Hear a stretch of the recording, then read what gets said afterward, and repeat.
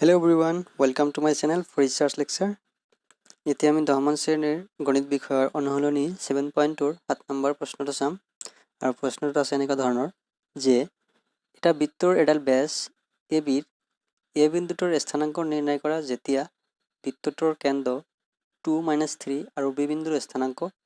14 হ'ব। তাৰমানে কি কৈছে এটা বৃত্তৰ এডাল ব্যাস হ'ল AB যাৰ বিৰ স্থানাংক দিয়া আছে আৰু বৃত্তৰ কেন্দ্ৰ যেটো আছে এই কেন্দ্ৰটো দিয়া আছে আমাক কি নিৰ্ণয় কৰিব লাগে এ বিন্দুটো নিৰ্ণয় কৰিব লাগে আৰু যদি এটো মানে এটো বুজাৰ ক্ষেত্ৰত মই এটা বৃত্ত বনাই লৈছো সোৱা ইয়ালে এটা বৃত্ত যাৰ এ বি হল কি এডাল ব্যাস যাৰ মধ্যবিন্দু কি সি মধ্যবিন্দুটো মানে বৃত্তৰ কেন্দ্ৰটো হ'ব যে কেন্দ্ৰ ইয়াত কি দিয়া হৈছে সি বুলি ধৰিছো এতিয়া সিৰ স্থানাংক মানে বৃত্তটোৰ কেন্দ্ৰ দিয়া আছে কিমান 2 - 3 আৰু বি বিন্দুৰ স্থানাংক দিয়া আছে 1 4 এই দুটাৰ সহায়ত আমি কি নিৰ্ণয় কৰিব লাগে এ বিন্দুটো নিৰ্ণয় কৰিব লাগে বলা নিৰ্ণয় কৰো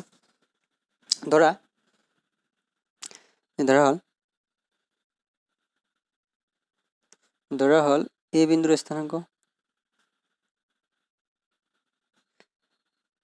এ বিন্দুৰ স্থানাংক xy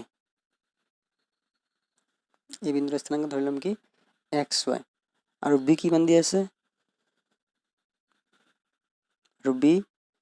দি আছে 1 4 সো এতিয়া a বিৰ মধ্যবিন্দু কি হ'ব a বিৰ মধ্যবিন্দু c যেটা কি কোৱা হ'ব বৃত্তৰ কেন্দ্ৰ বুলি কোৱা হ'ব আৰু কি দিয়া আছে লিখা আছে a বিৰ মধ্যবিন্দু c তার স্থানাঙ্ক কিমান দিয়া আছে 2 - 3 এটা লিখা যে 2 - 3 এটা কি হয় যেটো বৃত্তৰ কেন্দ্ৰ বুলি লিখিবা বৃত্তৰ কেন্দ্ৰ সোৱা আমি পাইছিলো কি যে মধ্যবিন্দুৰ স্থানাঙ্ক কি আছিল x1 + x2 / 2 y1 + y2 / 2 এটা আছিল আমাৰ মধ্যবিন্দুৰ স্থানাঙ্ক কিন্তু আমাৰ মধ্যবিন্দুটো দিয়া আছে গতিকে এই মধ্যবিন্দুৰ সহায়ত আমি কি বাই কৰিম এই বিন্দুটো বাইৰ কৰিম এই ফৰ্মুলাৰ সহায়ত লিখা যে মধ্যবিন্দুৰ স্থানাঙ্ক কি হ'ব যে 2 - 3 গতিকে লিখা যে 2 - 3 = কি হ'ব যে x1 + x2 ইয়াত x1 কি হ'ব a বিন্দুটো হ'ব a বিন্দুৰ কিমান ধৰিছো আমি x ধৰিছো প্লাস x2 মানে b বিন্দুৰ 1 হ'ব / 2 y1 মানে y হ'ব প্লাস y2 মানে b বিন্দুৰ 4 হ'ব / কি হ'ব 2 তাৰ মানে এটা হল মধ্যবিন্দুৰ স্থানাঙ্ক আৰু মধ্যবিন্দুৰ স্থানাঙ্ক আমাক দিয়া আছে এইটো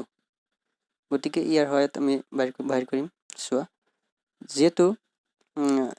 এটো দিয়া আছে গতিকে 2 = আমি ইয়াৰ x স্থানাঙ্ক লিখিব পাৰিম আৰু -3 = এখানে লিখিব পাৰিম লিখা এইটো যে 2 = x + 1 / 2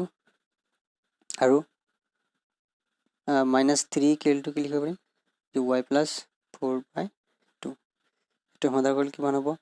x + 1 = 4 that means x = 4 - 1 = 3 আৰু এটো সমাধান কৰিলে কিমান হ'ব y + 4 = -6 ক্ৰস মাল্টিপল কৰিলে y = কি হ'ব -6 + 4 ইফালে গ'লে -4 হ'ব -6 - 4 মানে -10 তাৰমানে x মান কিমান হ'ল 3 আৰু y মান -10 গতিকে আমি যেটো বিন্দু ধৰিছিলো a xy তাৰ স্থানাঙ্ক কি হ'ব 3 - 10 এটা লিখা গতিকে a বিন্দুৰ